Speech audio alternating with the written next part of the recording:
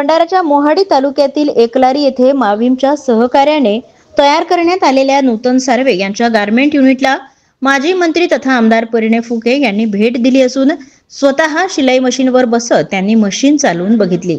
तिथे काम करणाऱ्या महिलांना प्रोत्साहित केले आणि सदर गारमेंट युनिट संदर्भात संपूर्ण माहिती घेत कशा प्रकारे तेथील महिला काम करतात आणि याची विचारपूस केली।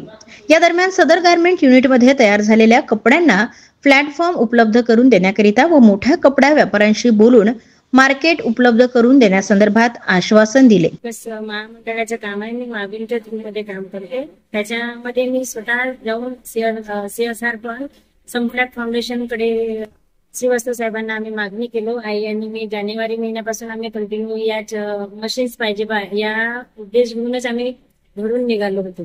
तर ते आम्हाला मिळालेलं आहे आणि आता आमच्याकडे 40 मशीन आहे आणि वर्कर पण खूप आहे, पण आमच्याकडे मार्केटिंग नाहीये।